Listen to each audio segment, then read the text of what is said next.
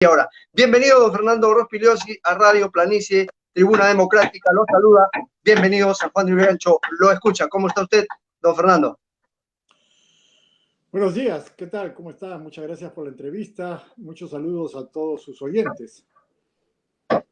Muchas gracias, don Fernando. Bien, la coyuntura electoral, esta primera vuelta, ahora la segunda vuelta a solo 44 días, nos ha hecho reflexionar un poco en lo que está pasando en el país. Entonces, usted como conocedor, usted un personaje que muchas veces nos ha orientado a los peruanos, a los ciudadanos con sus acertadas opiniones, quisiéramos también, digamos, que nos de esa reflexión. Si bien es cierto, usted ha participado en esta última contienda electoral con Fuerza Popular y es parte del plan de gobierno de Fuerza Popular, quisiéramos también que nos cuente esa experiencia y por qué los peruanos debemos confiar en este caso en Keiko Fujimori y cuál es su percepción para esta segunda vuelta, don Fernando. Creo que tenemos que confiar en Keiko Fujimori y Fuerza Popular porque nos garantiza una recuperación económica y un aumento del empleo. El Perú creció mucho entre 2004 y 2019.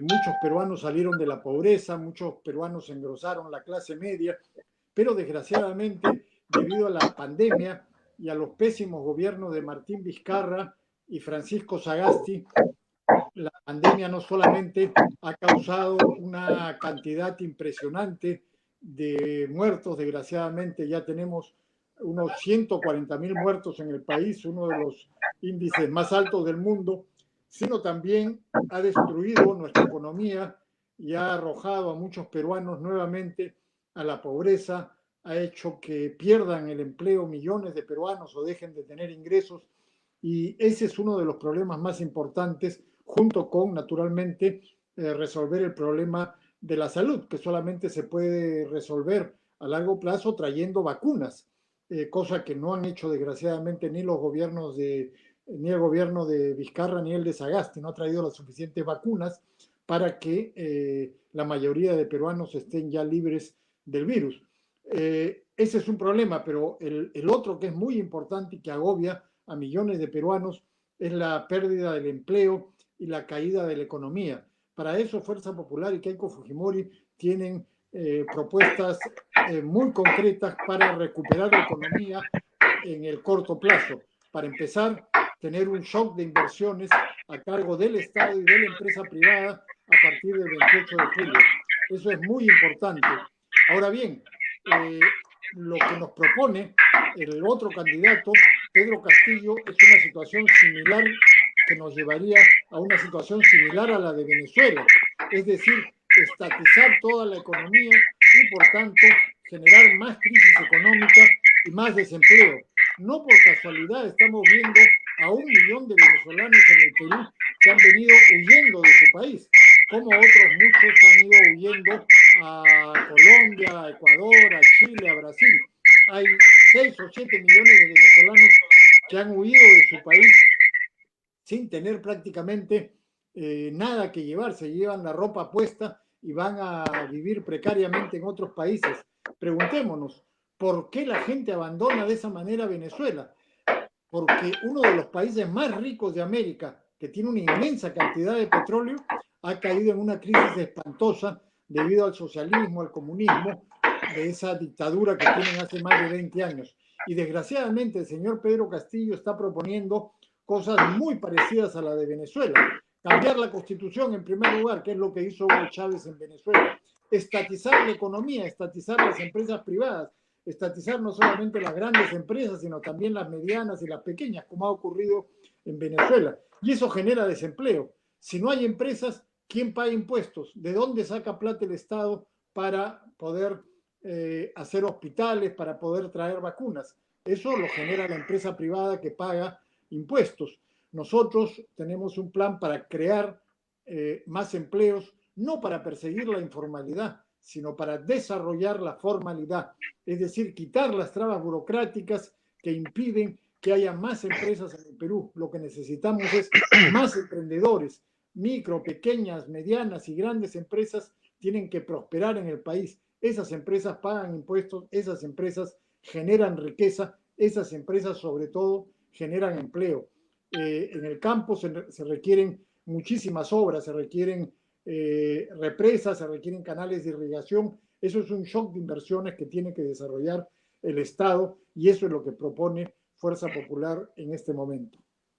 Don Fernando, bien, de cara a, obviamente, a lo que nos está explicando, sin embargo, en la población, en la ciudadanía, en los electores, por ejemplo, San Juan de Urigancho tenemos casi 2 millones de pobladores, incluyendo a los venezolanos, pero con DNI que están registrados, que domicilian en San Juan de Urigancho, 1.250.000, y de ahí casi 800.000 electores. Somos el distrito más grande en población electoral, más grande que varias regiones en el interior. Y aquí en Lima nada más hay mucha falta de infraestructura, el agua, el internet, el hospital de San Juan de Urigancho y los túneles que se había ofrecido desde el gobierno de Fujimori, por ejemplo. Ojalá se haya tomado en cuenta en el plan de gobierno, pero estaba revisando el plan de gobierno y de alguna manera no se ofrece muchos cambios estructurales. Seguramente usted que está en el plan de gobierno junto a Nano Guerra García y otros personajes que le pueden haber dado una inyección renovada y por eso seguramente está en la segunda vuelta nuevamente Keiko Fujimori, de cara a esta nueva elección en el caso de San Juan de Urigancho, ¿qué proyección, qué avance, qué mejoría podría haber del gobierno de Keiko Fujimori de ganar esta segunda vuelta, ya que hay una incertidumbre en la población? La población en la primera vuelta ha votado, por ejemplo, en San Juan de Urigancho, más por Aliaga, luego Hernando de Soto y tercero Keiko y Pedro Castillo en un cuarto lugar. Sin embargo, hay expectativa, obviamente, en esta segunda vuelta, y acá hay mucha pobreza. San Juan de Urigancho tiene, pues, más de 350.000, según la municipalidad, según el INEI, de pobreza, de familia de pobreza extrema. Y esto se ha empeorado a partir de la pandemia desde el año pasado para acá. En base a de las pandemias, en función a las vacunas, se viene coordinando con el gobierno para poder, digamos, encajar en el periodo del 28 de julio de ganar Fuerza Popular para que pueda rápidamente vacunar a los ciudadanos de todo el Perú, obviamente incluye San Juan de Urigancho, y de cara a las preguntas en cuanto a San Juan de Urigancho, ¿qué plan, cuál es el proyecto que tiene Fuerza Popular en este su nuevo plan de gobierno, don Fernando? Claro, mire, respecto al tema de las vacunas, que es un tema acuciante para todos los peruanos, desde el comienzo de la pandemia, desde el año pasado, el doctor Ernesto Bustamante, que es el encargado del tema de salud en el programa de Fuerza Popular, ha venido planteando varias cosas que son elementales. En primer lugar, la necesidad de hacer pruebas moleculares. Las pruebas moleculares son pruebas que sí detectan a los infectados. Sin embargo, el gobierno anterior, el gobierno de Vizcarra, compró las llamadas pruebas rápidas que no sirven para nada porque dan falsos negativos, falsos positivos, pero compraron millones de esas pruebas que no han servido para lo que se necesita, es decir, detectar a los que están infectados. Nosotros lo que estamos planteando es 70.000 pruebas moleculares diarias para detectar a los que están infectados, muchos de los cuales son asintomáticos, es decir, no presentan síntomas y no se sabe que están infectados, pero que están propagando el virus sin saberlo. Entonces hay que detectar a los infectados de tal manera de poder aislarlos y tratarlos y no hacer estas cuarentenas absurdas que a lo único que han llevado es que la gente pierda su empleo, se quede sin trabajo y no han detenido la propagación del virus. Estas cuarentenas las tenemos desde hace más de un año y no han detenido la propagación del virus. Entonces se requiere pruebas moleculares, se requiere mejorar la atención primaria y sobre todo se requieren vacunas. Ya vemos el negociado que hizo Vizcarra, que después continuó Sagasti con las vacunas chinas, que no son las mejores y son las más caras. Se puede y se debe comprar millones de vacunas en el extranjero, vacunas que sí son de buena calidad y que son más baratas que las vacunas chinas. El doctor Ernesto Bustamante ya está buscando, aún antes de ser gobierno, no se puede comprar, obviamente, sino cuando uno es gobierno, pero ya está tratando con las empresas extranjeras para de esa manera, apenas seamos gobierno, empezar a traer vacunas a partir del 28 de julio y vacunar masivamente a la población. Hoy día se vacunan 1.000, 2.000, 3.000 personas diarias, así. En años no se va a poder vacunar a toda la población, se requieren vacunar a 250.000 personas diarias. ¿Eso es imposible? No. Chile, nuestro vecino, lo ha hecho. Si Chile lo ha hecho, ¿por qué no lo podemos hacer nosotros. Y además hay que permitir que las empresas privadas traigan vacunas. Hay muchas empresas privadas, bancos, minas, etcétera, que pueden traer vacunas gratis para sus trabajadores. A sus trabajadores y a sus familiares, las empresas privadas pueden comprar las vacunas en el extranjero, traerlas y vacunar gratis a los trabajadores y sus familiares, y de esa manera millones de peruanos quedarían vacunados, no contraerían la enfermedad, no propagarían el virus y a la vez aliviaría al Estado, al Ministerio de Salud, la posibilidad de vacunar a los más vulnerables, a los que no tienen un trabajo estable, a los que no están en una de esas grandes empresas. Entonces, hay cosas que se pueden hacer, se deben hacer rápidamente, que desgraciadamente este gobierno izquierdista, socialista no quiere hacer. Pero en fin, pero a partir del 28 de julio sí podremos hacer eso. Ahora, respecto a los problemas que tiene San Juan del Lurigancho y muchos otros distritos seguramente agobiados por la pobreza y agobiados por la crisis que nos ha traído la pandemia, sin duda, eso es lo que estamos proponiendo, un shock de inversiones de parte del Estado y de empresas privadas también, un shock de inversiones que implique tener trabajo, pero trabajo productivo, trabajo estable, construyendo obras. Por ejemplo, usted ha mencionado el tema del agua. Entonces, se pueden hacer obras de infraestructura para llevar agua a aquellos que no la tienen, pero a la vez eso genera empleo, porque hay personas que tienen que trabajar en esas obras. Muchas veces son pequeñas obras, a veces son obras medianas, y entonces, de un lado se genera empleo y de otro lado se satisface necesidades que están ahí desde hace mucho tiempo, como por ejemplo agua, desagüe, a veces electrificación y ese tipo de cosas. Igualmente, en el sector rural también, como he mencionado, represas, canales de irrigación, pero en las ciudades, en sitios como San Juan del Lurigancho, hay obras de infraestructura elementales que se tienen que hacer y que se pueden hacer. Eso implica un shock de inversiones. Pero si en lugar de hacer eso, lo que vamos a hacer es, como dice el señor Castillo, estatizar todas las empresas, ¿qué va a pasar? Que en este momento ya estamos viendo, muchas empresas están yendo del Perú, todo el mundo está comprando dólares para sacar su plata al extranjero. Si no hay empresa privada, si no hay inversión, pues el Estado no va a tener de dónde sacar impuestos y cómo van a hacer obras. ¿De dónde va a salir la plata para hacer las obras? ¿De dónde sale la plata del Estado? La plata del Estado no cae del cielo, no crecen los árboles. La plata del Estado sale de los impuestos que pagan las empresas. Y si las empresas están yendo o las empresas van a ser estatizadas, no va a haber dinero para hacer obras. Y entonces no se van a satisfacer estas necesidades esenciales del pueblo, como lo que usted está planteando en San Juan del Lurigancho, agua y obras de infraestructura, hospitales, etcétera. No va a haber dinero para hacerlo y tampoco va a haber empleo porque nadie va a poder construir. Entonces, yo creo que están claramente planteados los campos. De un lado, el apoyo a la economía popular, la creación de empleo y la satisfacción de las necesidades básicas, y de otro lado, el estatismo, el comunismo, el populismo, que lleva a una situación como la de Venezuela. Ya estamos viendo, pues preguntémosle a cualquier venezolano que está en la calle, a cualquier venezolano que es nuestro vecino, preguntémosle por qué ha huido de Venezuela a venir a un país extraño a vivir precariamente. ¿Por qué ha huido? Porque ahí hay socialismo como el que está planteando el señor Pedro Castillo.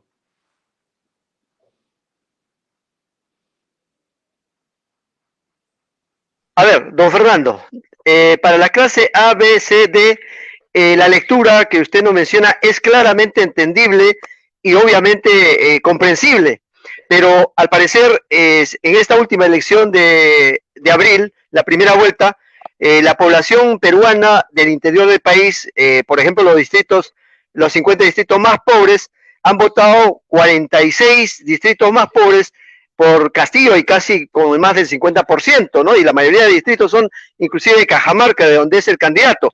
Y hay 2 distritos que han votado por Keiko Fujimori y 2 por Alianza para el Progreso, Acuña. Estos 50 distritos que lo ha publicado la República, con datos del INEI y con fuente de la OMPI y del jurado, en los resultados, en esta primera vuelta, nos indica claramente que el interior del país no está conectado con Lima, y de repente en eso quisiéramos que usted nos acentúe, nos haga llegar ese mensaje a la gente pobre que dice no tengo nada que perder, el socialismo de repente me saca de este statu quo del poder centralista de Lima, y ese foco, esa mirada al Perú profundo y hacen bien de repente los candidatos en ir a provincias a buscar el voto provinciano. ¿Cuál es su opinión, cuál es su mensaje a las zonas de pobreza, al país interior, a ese país abandonado por el Estado, por estos últimos gobiernos y por el tema de la corrupción? ¿Cuál va a ser la lucha de Fuerza Popular y cuál es la oferta de cambio económico, pero de cara a lo que usted bien claro ha dicho, que se necesita inversión, se necesita capitales, pero también la gente del interior de pobreza, le repito, no siente que llega esa riqueza, no está bien distribuida para el interior del país, para estos 50 distritos, por ejemplo, que le he indicado. Don Fernando. Claro, bueno, esa es una cifra que presenta el diario La República, que es un periódico izquierdista que está apoyando a Castillo, que no necesariamente representativa, ¿no? En el Perú existen cerca, casi 2.000 distritos. Entonces, 50 es una proporción muy pequeña de 2.000 distritos que hay en el Perú. Pero, en fin, es verdad lo que usted señala, mucha gente siente que está abandonada. Pero el problema es que hay que ver de dónde proviene el abandono, porque con el programa, con el proceso de descentralización que se inició hace casi 20 años, el año 2002, muchísimos recursos fueron transferidos a las regiones, a las provincias y a los distritos.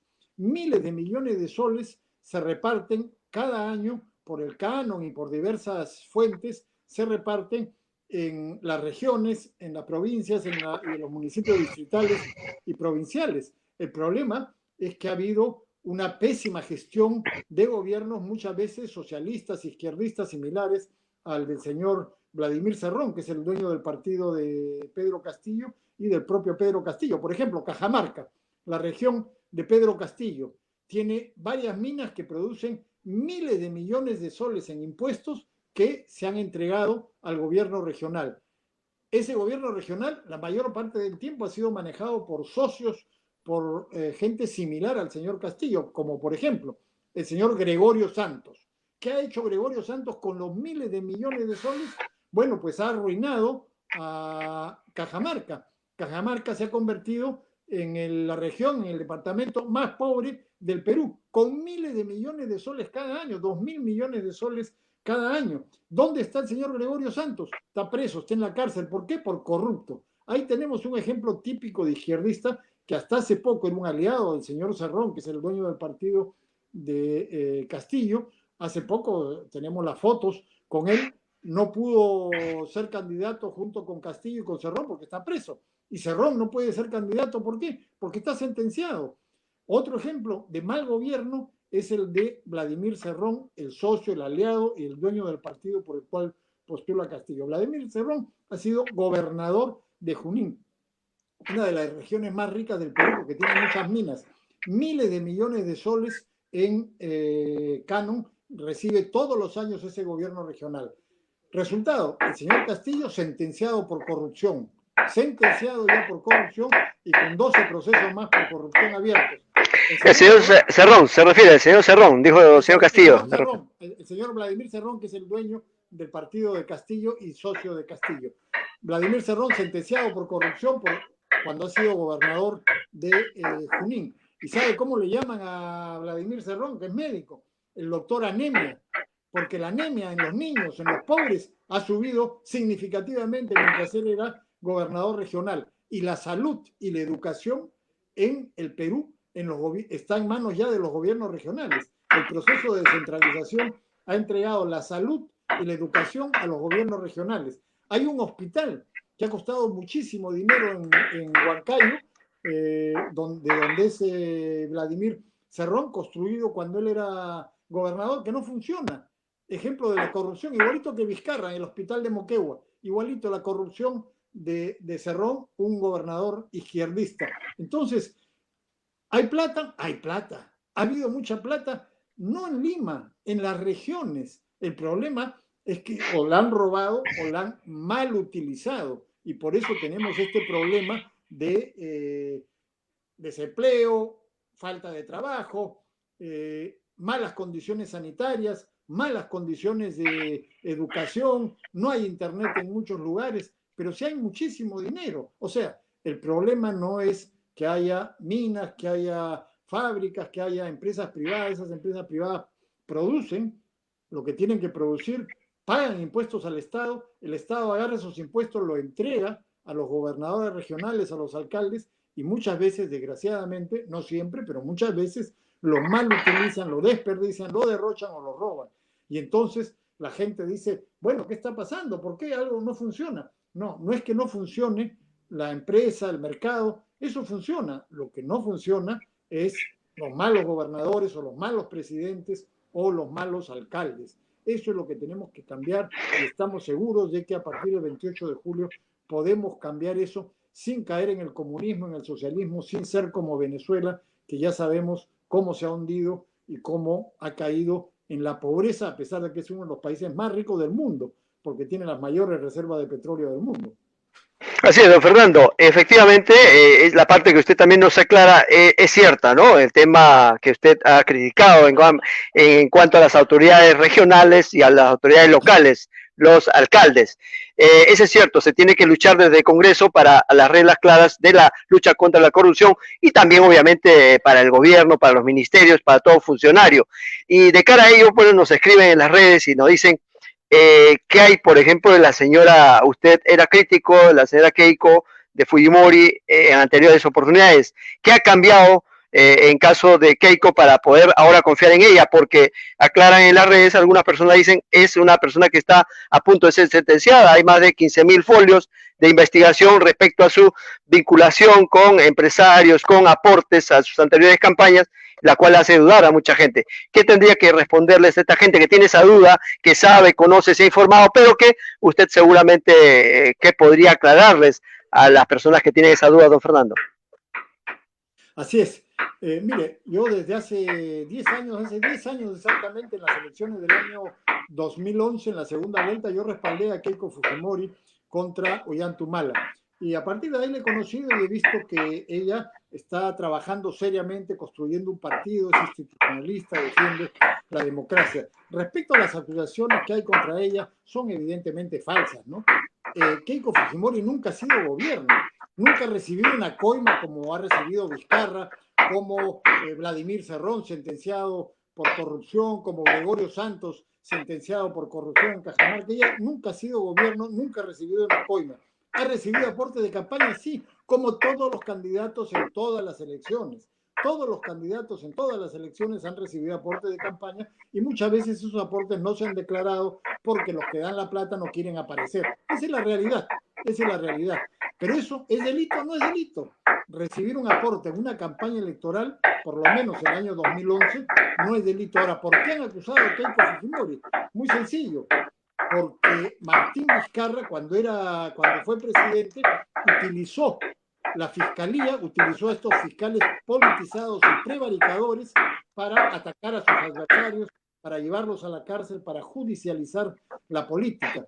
Todas las acusaciones son falsas, son mentiras. ¿Han condenado a alguien estos fiscales politizados y prevaricadores? ¿Cuántos años llevan los juicios? ¿Hay un solo condenado por estos fiscales? Ni uno. Porque ninguna de las acusaciones que ellos han hecho ha funcionado, ninguna. Es falso entonces que Keiko Fujimori haya recibido una coima porque nunca ha sido gobierno. ¿Ha recibido aporte de campaña? Sí, ha recibido aporte de campaña, pero eso es una cosa muy distinta a recibir una coima cuando ser funcionario público. Entonces los aportes de campaña no eran delito en el año 2011 y todos los candidatos, el 2001, el 2006, el 2011, el 2016, todos los candidatos recibían aporte de campaña porque si no, no pueden hacer campaña, obviamente. ¿Cómo se movilizan? ¿Cómo hacen publicidad? ¿Cómo ponen carteles? Tienen que recibir aportes, pero eso no es un delito o no era un delito en ese momento. Entonces, diferenciemos lo que es cuando un funcionario público como Vizcarra, gobernador de Moquegua, recibe coimas para dar obras, o Vladimir Cerrón, sentenciado por corrupción, o Goyo Santos, que se robaba la plata del gobierno regional de Cajamarca y está sentenciado hoy día, de los aportes de campaña. Y en ese sentido no hay ningún condenado, ningún sentenciado, no hay nada. Estos fiscales son un fiasco, todo lo que hacen es publicidad, pero no tienen nada concreto. No, Fernando, nos escriben en las redes, nos dicen algunos que Keiko fue congresista y además que en el anterior congreso tuvo 73 congresistas a la que ella manejaba. ¿Qué podría decirles en cuanto a lo que hemos visto, de repente el tema de obstrucción, a PPK, en cuanto a esos temas? ¿Cómo usted definiría y podríamos creer en Keiko ahora y no en la persona que dirigía a estos 73 congresistas y que la población lo percibe como que ella los, digamos, indicaba lo que tenían que hacer? ¿Cuál sería su respuesta, don Fernando? En efecto, tuvo 73 congresistas en el Congreso pasado, en el Congreso que fue disuelto, y ellos ya han hecho la autocrítica correspondiente de los errores que cometieron. Ahí hubo peleas muchas veces inconducentes, pero realmente, como bien han señalado también ellos, le dieron facultades al gobierno, facultades legislativas para que el gobierno emita decretos, le dieron la aprobación a todos sus gabinetes ministeriales y se pelearon también con el gobierno de aquel entonces. En fin, cometieron errores, pero esa situación es irrepetible porque ya no hay 73 congresistas, sino hay veintitantos en el Congreso actual. Es un Congreso fragmentado en el que necesariamente hay que hacer alianzas, coaliciones, buscar consensos indispensablemente para sacar el país adelante en una crisis tan fuerte como la que tenemos. Va a haber que hacer, buscar consensos con otros sectores. Y como bien ha dicho Keiko Fujimori, el gobierno a partir del 28 de julio no va a ser un gobierno naranja, va a ser un gobierno con la mejor gente, no va a ser un gobierno sectario, no va a ser un gobierno solamente de fuerza popular, de ninguna manera. Lo otro es que cuando se dice de 73 congresistas, sí, pues, pero ya sabemos que muchos de esos congresistas eran o gente infiltrada o gente que se había subido al carro y que después inmediatamente saltaron del barco. No es que se manejaran pues los 73 congresistas desde arriba y se les dijera tú haces esto. Ya hemos visto pues cómo han habido muchísimos traidores que después han terminado aliados con Vizcarra, siendo candidatos junto con Vizcarra. Ese era el tipo de... Desgraciadamente, así funcionan las cosas en el Perú. Muchos sinvergüenzas a veces se suben al carro, se meten a una lista y después hacen lo que les da la gana en función de sus intereses particulares. Desgraciadamente, esa ha sido la situación que también afectaba a Fuerza Popular como a otros partidos. Pero eso, como digo, es irrepetible porque ahora hay un Congreso que ya está elegido, es un Congreso fragmentado en el que necesariamente va a haber que buscar consensos y unir fuerza para sacar el Perú. No podemos pelearnos ahora con aquellos que están por la democracia, que quieren crear más empleo, que están para sacar el Perú adelante. No podemos pelearnos, sino tenemos que unirnos para salir adelante en una crisis tan grave como la que tenemos, que es la crisis más grave, sin duda, del último siglo. Así es, don Fernando, le agradecemos. Ha terminado nuestra primera media hora. Lo invitamos para coordinar en una próxima entrevista, hablar de otros temas, por ejemplo, los congresistas de Fuerza Popular, el trabajo y el plan de gobierno de Fuerza Popular, en otros temas de defensa, seguridad ciudadana, etcétera, don Fernando. Así que esperamos contar con usted en una próxima entrevista que coordinaremos para Radio Planicie San Juan de Vidancho. Le agradece por esta entrevista. Don Fernando, su despedida. Gracias a usted y a todos sus oyentes y televidentes. Muchas gracias. Lo esperamos en una próxima invitación, don Fernando. Gracias a usted por la entrevista. Bien, llegamos a la pausa comercial, retornamos en la segunda media hora, René, con la segunda entrevista al virtual congresista del Parlamento Andino, José Luna Morales, para una interesante entrevista. Volvemos en Radio Planicie.